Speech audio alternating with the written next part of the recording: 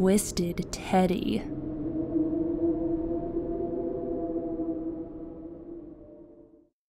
I suffer from schizophrenia.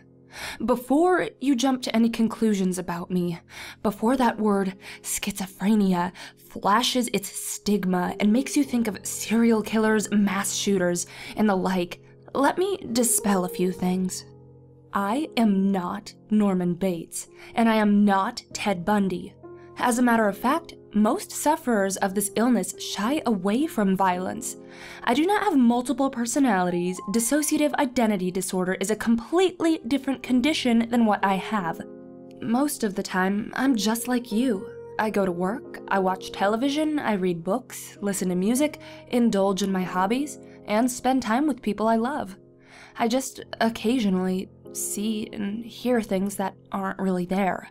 When this happens, when I hallucinate or hear voices, I refer to these episodes as experiencing interference, because that's how it feels to me. They are interruptions in my everyday life. It's also a good way for me to signal to someone I trust who knows about my condition that I'm in the midst of an episode without having to use that word. I simply tell them, "I'm sorry, there's some interference happening," and they understand. That being said, however, not everyone is understanding. My father was one of those people. I was diagnosed at a very young age. I was only 6 when a child psychiatrist reluctantly wrote schizophrenia onto my diagnostic chart. It's not a diagnosis assigned lightly, especially to children. Most people with this illness don't begin displaying symptoms until late teens or early 20s. I was 6. However, in a weird way, I sort of consider this a blessing. I never had to experience the jarring phenomenon of living a normal life to suddenly having the carpet pulled beneath my feet. You know, better to be born blind than to lose your sight after in life. I've never known anything else. This has also given me a long time to come to terms with my illness and learn to live with it. I take medication, and as long as I stay on them, most of my days are just boring and mundane as everyone else's. I mean, mild episodes will always happen, but the big ones, the ones ranging on the scale 8 or above, are few and far between, thankfully. The most difficult thing about living with schizophrenia is not always being able to tell what is real and what's not. Sometimes it's very clear. If I see a purple elephant riding a tricycle through my living room, I can pretty much assume that it isn't real and not give it much thought. The ones that get to me are the more subtle ones. Answering a phone that wasn't ringing, responding to someone calling my name when there was no one, attempting to sit in a chair that's not really there. This sort of thing can be extremely embarrassing when they happen in public, so I tend to stay away from most people. I know I come across as creepy to some. Strange, it's like they know there is something off about me, but just can't pinpoint what it is. Another annoying thing about this illness are the delusions. I have been fortunate, though. I haven't been plagued by delusions the way some schizophrenics are. I don't believe the government has planted a chip in my brain or that I've been abducted by aliens. I don't buy into conspiracy theories or anything like that. However, there is always that danger. I'm afraid of going off the deep end that way, so I avoid anything that might trigger it. Sometimes it doesn't take much for a simple idea to take root. A word, a phrase. It's not always purple elephants. Oftentimes, it's something much worse. Because of this, I've always made sure to steer clear of religion. I don't mean that to sound disrespectful to anyone who is religious. A common delusion for schizophrenics to fall into is the belief that they're hearing the voice of God, or that their hallucinations are actually angels or demons trying to show them visions. I've had well-meaning people tell me that I'm not mentally ill at all, that I'm gifted. I can see into the spiritual realm where others cannot. Of course, that's ridiculous. This is not a gift. Yet, I have a constant fear of someday believing it. Who wouldn't want to believe that they're special that way? I suppose that's why it's such a common thing. Yet, it is very dangerous thinking. As appealing as the notion of being chosen by God is, the reality is that I have an illness. It isn't pretty, it isn't romantic, it just is. And besides that, religion is sort of a bit of a sore spot with me. My father, I mentioned him earlier, was a Southern Baptist preacher in the backwoods of Louisiana where I grew up. He was a devout, old-fashioned Christian and held his family, myself included, to strict standards. We were examples for the community, and he took that position very seriously. In public, anyway. Behind closed doors, things were quite different. My father drank heavily and had a hellfire and brimstone temper. It went even beyond that, however. There was a meanness in him, a side the rest of the congregation never saw. He reveled in his position of power over his followers, and that bled heavily into our home life. We weren't his family. We were his flock. This little scar across the corner of my mouth? That was delivered with a strip of barbed wire. I could show you my arms and my back as well, but I keep those covered. No matter the weather, I'm always in long sleeves. Having a schizophrenic child was not news my father took well. At first, he didn't believe there was such a thing. He was convinced I was behaving this way for attention, claiming to see things that weren't real. Then, it got more sinister. My father became seized with the idea that his child was in fact possessed. My hallucinations were satanic visions. I was hearing the voice of the devil. That's when I stopped being human in my father's eyes. I was no longer his child. I was a thing to be tormented whenever he saw fit. He derived a sick pleasure in not just the physical torture, the beatings, the burns, the chokings, the cuts, but the psychological torture as well. He stopped calling me by my name and instead used nicknames like Schizo or his personal favorite, Hellspawn. He enjoyed taking advantage of my fragile psychological state.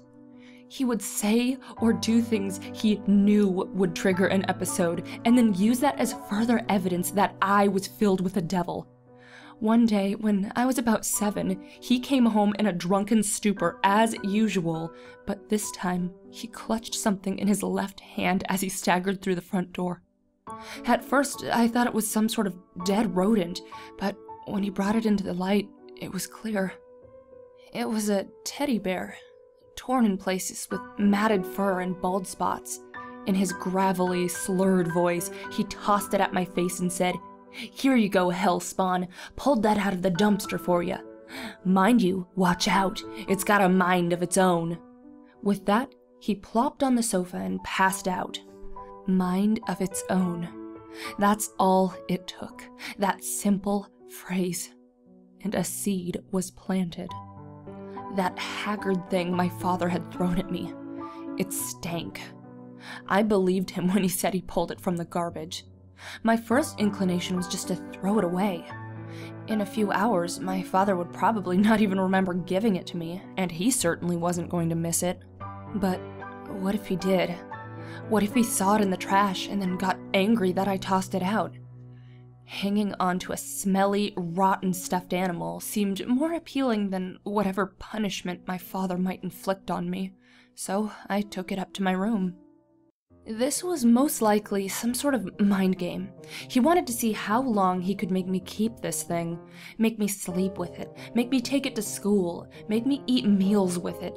As his petty torments went, this seemed pretty mild, so I figured I could take it. It was just an old bear after all. But those words kept seeping into my brain. A mind of its own. I began to regard the bear with suspicion. When I was 7, I didn't have the discernment skills to be able to tell when a delusion or an episode was about to overtake me. I'm much older now, and I've lived with this for years. I now have coping skills and strategies I can use to combat things like this. But back then, I didn't. I stared into the beady, plastic eyes of the bear, and I could feel it staring back at me. It has a mind of its own. I threw the bear across the room. It landed face down on the wooden floor. I decided then that I wasn't going to take it into the bed with me. I would just leave it there on the floor. I went to bed, and after what felt like hours of lying still with one eye fixed on the bear, I finally managed to sleep. I'm not sure how long I slept. It may have been a couple of hours, or just a few minutes, but I was awakened by a strange wooden sound. I say wooden because it sounded like snapping twigs or breaking branches. When I opened my eyes, they were already pointed in the direction where the bear lied, still on the floor. But now, it was changing. Its furry limbs twisted and lengthened in a jerking and unnatural way. That was the cracking noise I was hearing. Its arms and legs grew and jerked, lengthening and thinning like spider legs. Finally, it lifted its head from the floor. It was swollen to several times its original side, and distended across from fluffy ear to fluffy ear was a row of sharp teeth that dripped with drool. It opened its jaw and released a roar that shook the room. I felt its hot breath hit me in the face, and I bolted from the bed. I ran into the hall and headed for the stairs. Behind me, I could hear the sounds of crackling wood as the thing lifted itself to its feet. I turned around to look, and it scrambled behind me, walking on spindly legs and using its spider-like arms to dig its claws into the opposite walls of the hallway to propel itself forward. The house rattled with its growls. As I reached the stairs, I slipped on the top step and tumbled to the bottom floor. I twisted my ankle in the process and couldn't get back to my feet. I looked up the stairs, and staggering its way down was the monstrosity. No longer a teddy bear, but a scarecrow-like thing with the skin of a teddy bear stretched across its wooden skeleton. It opened its mouth again and spoke. "It's lovely out in the woods today, but safer to stay at home. For every bear that ever there was will gather there, for certain, because today's the day the teddy bears have their picnic." I screamed and closed my eyes, sliding myself back across the floor like a slug. I began reciting a nursery rhyme that sometimes brought me comfort when I was having an episode. I tried to remind myself that this wasn't real. As I was going up the stairs, I met a man who wasn't there. He wasn't there again today. I wish he'd go away. I whispered this to myself over and over and over. When I opened my eyes, I was in my mother's arms. She was shaking me and calling my name. I looked past her worried face and up towards the stairs. My father now stood at the top, the bear in his hands. "What's wrong with her now?" he said. "I'm not sure," my mother said. "I think she had another night terror." "Figures," my father said in that familiar, dismissive tone. "Listen, girl, I am gonna chain you to that bed if you don't cut this crap out." He threw the bear at me again and disappeared into the hallway. My mother carried me back up to bed. For the next few nights, this happened again and again. The bear would transform into the monster, chasing me, and my mother would find me in various places in the house, hiding in the closet or cabinets, shaking and reciting nursery rhymes. After the 6th night, my mother begged my father to let her get rid of that bear. She offered to burn it, bury it, whatever it took. But my father just smugly smiled and said, "You'd burn a gift a father gave his child? How ungrateful." Somehow, my father was still more terrifying than anything my broken mind could invent. Even so, the constant disturbances during the night were wearing on him too, so he made good on his promise to restrain me to my bed. The 7th night, he tied me down with ropes and sat the bear square on my chest.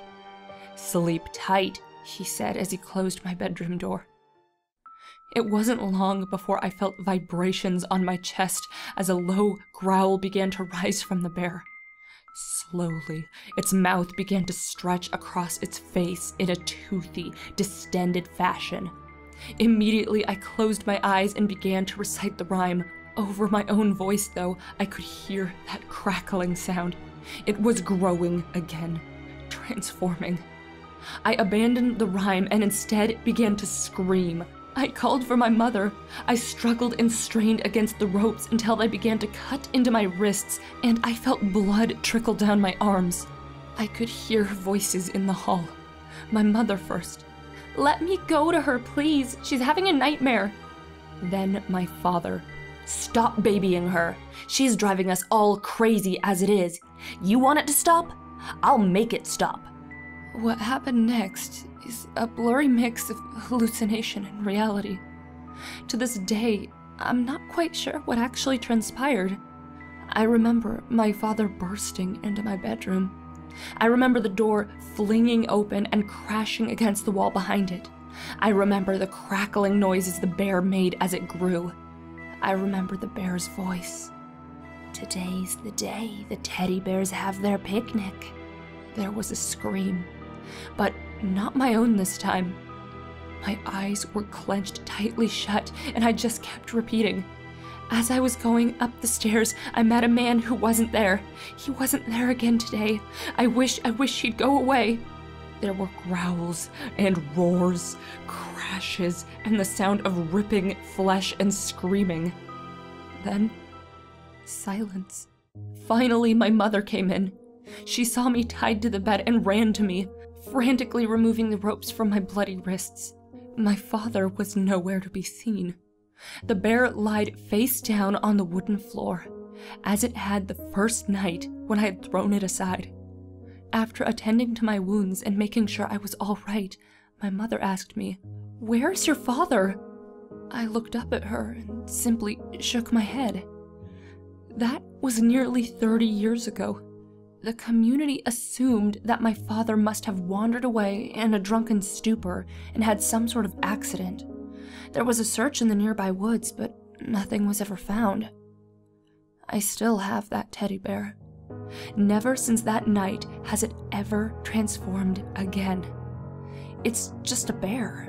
Just an old, worn teddy with plastic eyes and balding fur. When I first saw it, it frightened me. But I was just a child then, and now I understand that it was all a delusion brought on by my mental illness. However, for reasons I can't quite describe, I have a certain respect for this old thing. Sometimes the scariest things in this world are just misunderstood. Sort of like me. After all of us have a mind of our own.